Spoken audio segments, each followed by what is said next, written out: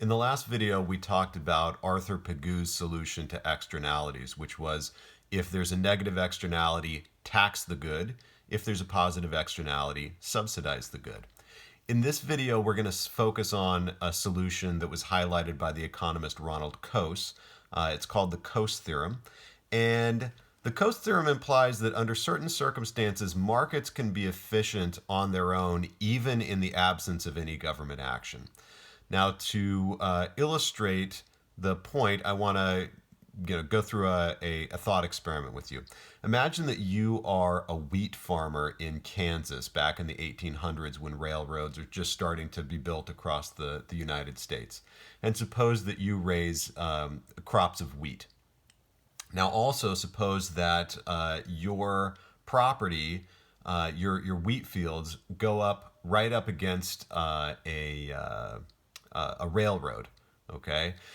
Now, the railroad, trains go along that railroad, and from time to time as they're going by, they might hit the brakes or just be traveling particularly fast, and the metal wheels on the metal rails create sparks. And those sparks can go off the rails into your wheat field. And if you grow your wheat all the way up to to your property line, well, then there's a chance that your wheat field is going to catch fire and you're going to lose your entire crop. And so what you do to protect yourself against that, or what you might have to do to protect yourself against that, is don't grow your crop all the way up to the railroad. Instead, leave a margin so that that's going to protect the remainder of your crop. Now, that's a solution, but the problem is you're now faced with the opportunity cost of that land that you're no longer growing wheat on. You can't harvest wheat from that property and sell it at a profit. Let's suppose that that opportunity cost is, in today's dollars, maybe it's $10,000 a year. Okay, so that would be an external cost that is being imposed on you by the railroad company. They have customers who demand their services.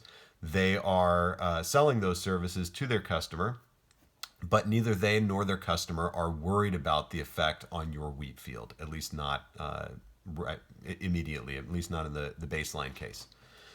So you have this opportunity cost of $10,000 on your wheat fields, but imagine that there's also a technological solution that the railroad company could implement, and that is they could put sort of metal guards in front of the wheels. They could install these on all of their trains.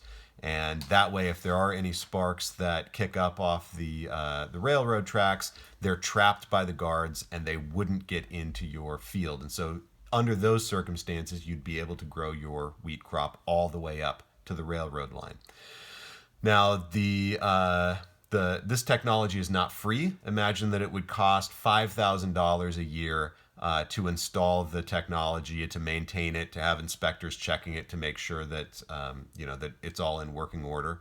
And so it's not free, but it's cheaper than the cost is to you, your opportunity cost of leaving some of your land fallow. Okay. Now, under these circumstances, you can imagine a couple of things happening. One is, as the farmer, you might be able to take the railroad company to court. And you might file a civil case against them and say, look, your business practices are costing me $10,000 a year. You need to either install the plates on all of your trains, or you need to pay me $10,000 a year to make up for my lost crops.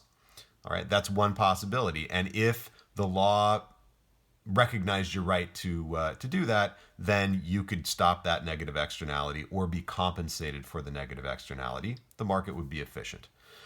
Suppose, though, that the law doesn't allow you to do that. Maybe the law has been passed to encourage the railway companies to build the railroads, and as part of those legal measures, the government has said, look, these companies are not liable for any damage or loss of property value on either side of their rail line. So you don't have that option.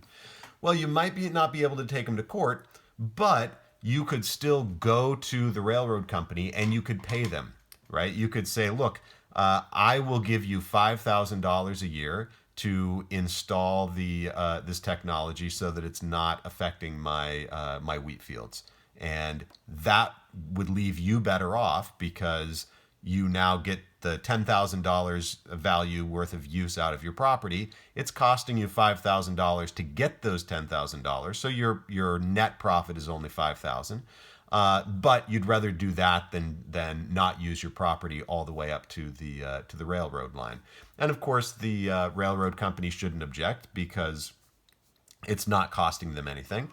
You're covering the cost of that, and so under those circumstances, we would also expect this kind of bargaining between you and the railroad owner to make this market efficient. Okay. Now that gets us to this notion of the Coase theorem. The Coase theorem says that markets that have externalities in them, like the railroad example, they can still be efficient as long as two things are true. The first thing that needs to be true are that property rights are well defined. Property rights meaning who has the right to sort of make use of these resources as they see fit. In the example with the railroad line, the question is, do you own a property right to ensure that no sparks ever end up on your property? Or does the railroad company have the property right to let those sparks fly, as far as they like, or within some margin along the railroad line? Okay, so first of all, it's important that those property rights be well defined. If they're not well defined, then you might not have a good basis for bargaining. You can't take the railroad company to court, for example, because you don't have a well-defined property right.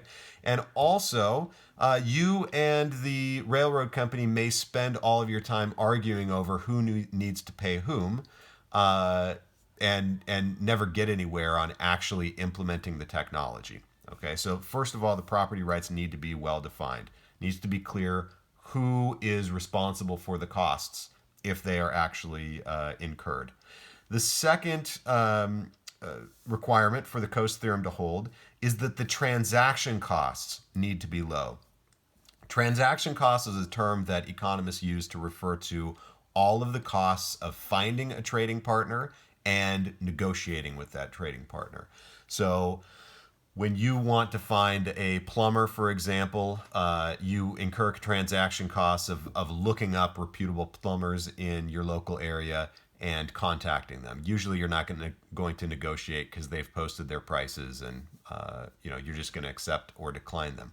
Transaction costs today are actually quite a bit lower than they were when I was an undergraduate. Back when I was an undergraduate, we didn't have Google. We didn't have mobile phones where you could look up information on companies really quickly. Instead, we had a big, thick book called the Yellow Pages, and you'd thumb through that looking for a list of companies, and then you might need to go call several of them to get a feel for which ones were better than the others, and you may also ask around with friends. Okay, so over time, transaction costs have come down. Why are transaction costs important? Well, think about the case where you were going to pay the railroad company $5,000 a year to install those steel plates. You were willing to do that because the value to you of that extra property, being able to use all of your property, was $10,000. And so even if you paid those $5,000, you can still make a profit through this negotiation. Well, suppose that it was going to cost you the equivalent of, $10,000 a year in transaction costs to find out who is responsible for running those trains, and also to negotiate the implementation of that technology. For example, maybe the railroad company only owns the rails, and there are dozens or hundreds of different railroad companies that own trains that run on those rails. And you'd have to go and negotiate out payments to all of those companies. So in that case, the transaction costs are $10,000.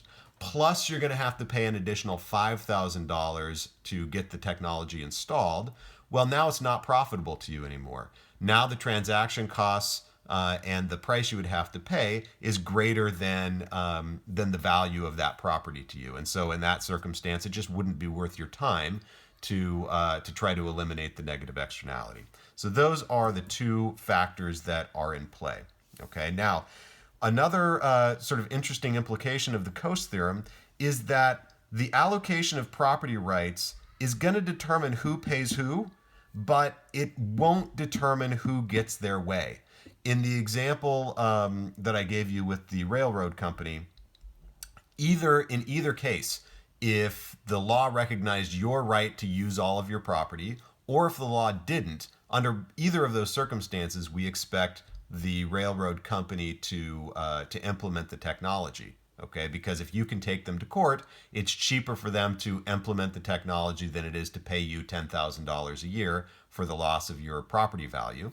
But even if you don't have the property right, if the property right belongs to the railroad company, you're still willing to pay $5,000 to get the technology, those metal plates installed on the trains. And so in either case, the plates end up on the trains. The question is just going to be, do you pay for it or does the railroad company pay for it? I'm going to illustrate this with one more example.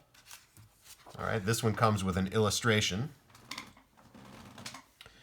And suppose we have a situation where you've got a paper mill and a fishery, and they're both on the same river. Now, this paper mill, as it's producing paper, it produces some chemical waste that it doesn't want to, doesn't need to use.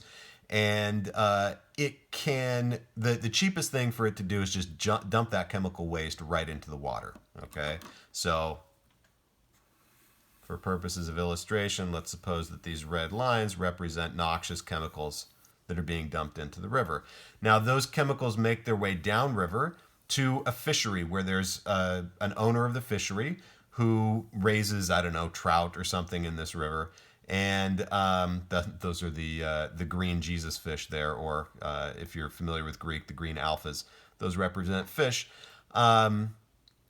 And having the chemicals in the water is damaging to those fish. And specifically, it incurs a cost onto the fishery owner. Okay. Now, let's suppose that the mill owner, he could dump his chemicals at an alternative site where it wouldn't be hurting anybody, but it would cost him money to ship his chemicals there and to pay the site owner for the right to use the site. And let's suppose that the cost for doing that is $250,000. All right.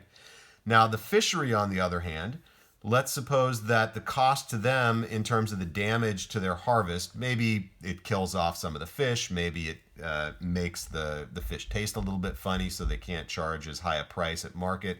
Whatever it is, I've run out of room over here, so I'll write the cost down here. Let's say that the damage to the fishery owner from having the chemicals in the water is $500,000. Okay? What does that mean? That basically means that the value of the use of this river to the paper mill owner is $250,000, whereas the value of keeping the chemicals out is worth $500,000 to the fishery owner. So now let's create a table.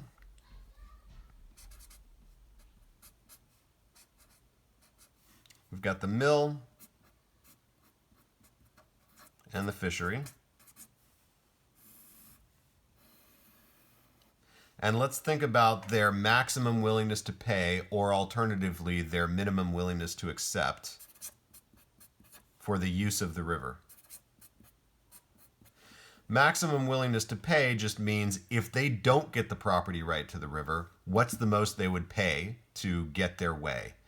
And the minimum willingness to accept says, okay, if you did own the property rights to the river, at what price would you be willing to let the other person have his way? His use of it rather than your use. All right, well, the paper mill owner, their maximum, and these numbers should be the same. They should basically be equal to what it's going to cost you if you don't get your use of the river.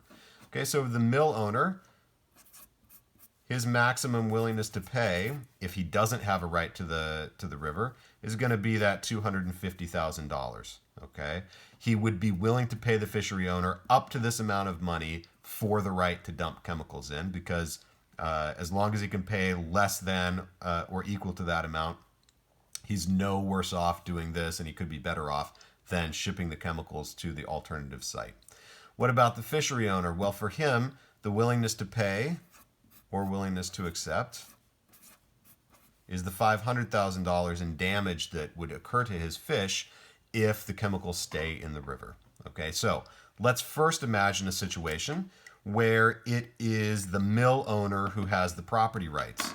So he's the one who would be accepting a price, and it would be the fishery owner who would be offering to pay a price. If the mill owner had the property right, would the fishery be able to basically to buy him out and to pay him off for not using the river this way to ship the chemicals to an alternative site? Well, the answer is yes. The fishery owner would be willing to pay up to $500,000 for clean water in the river. The mill owner is willing to accept any price $250,000 or more for that.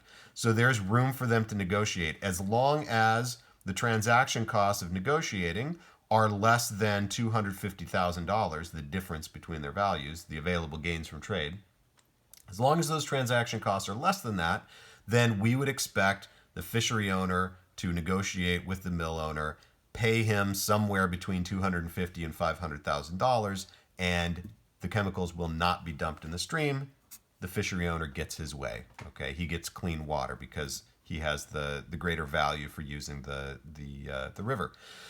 Suppose that the opposite is the case. Now suppose that the government has given the fishery owner the right to clean water, but the fishery owner can allow dumping in the water if he chooses. Well, now it would be the mill owner that would be offering to pay the fishery owner. The most that the mill owner is willing to pay is $250,000 to dump chemicals in the water.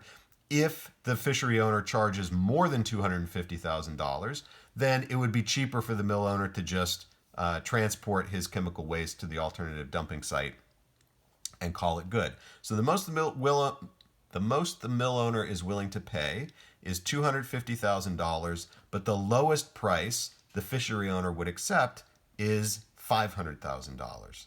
So if the fishery owner is the one who has property rights, he's not going to sell those property rights off to the paper mill owner. The mill owner is not willing to pay enough to cover the damage. And so it would still be the case that the fishery owner gets his way. He gets the use of the river the way that he wants it. Okay? So here's an example where we've got the Coase theorem in action, right? We have a negative externality in theory, but as long as the property right is well defined and the transaction costs are low enough, we would expect this market to be efficient. Okay. Now, this example probably has low transaction costs because they're on the same stretch of water. The fishery owner could probably pretty easily trace the chemicals back up to the paper mill. He just has to follow the river upstream, and he could find out that the water is clean above the. Okay, that's my 5-year-old son. Sorry, you're not 5, you're 4. It's my 4-year-old son busting in. 1 second, guys. Henry, you need to step out, and then. I know. Go tell Mom about it. And close the door. All right, where was I? Low transaction costs. The fishery owner could just follow the river up past the mill, notice that the water is clean up here. It's got chemicals in it there, and so it's pretty obvious who he needs to negotiate with. Transaction costs would be low because of that. And we're assuming that property rights are well defined in that the law gives the right to one of these two parties or the other.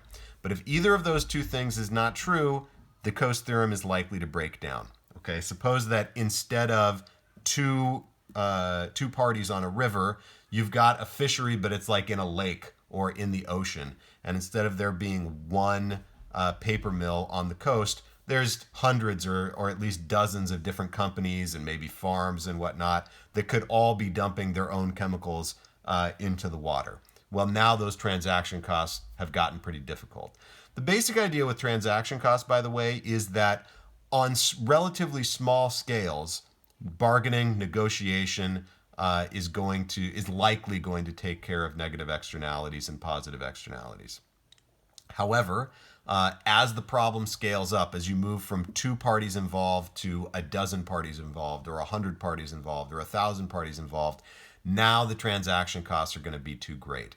So here, the negative externality can be taken care of. But if you think about things like traffic, for example, in Southern California, there's hundreds of thousands of cars on the road at any given time in Southern California. We're all imposing negative externalities on each other by congesting the roadways for one another. The system of bargaining and side payments that we would have to negotiate out among those people, it would be enormous. The transaction cost would be enormous. And so we just don't bother, right? We just put up with the traffic and do our best to route around it. All right, so Coase theorem. You can sometimes make markets efficient without any government action, but as the transaction costs increase or as property rights become less clear, then you're going to need something like a Pigouvian tax or subsidy, as we covered in the prior video, or as we're about to cover in the next video, sometimes the government might implement command and control solutions instead.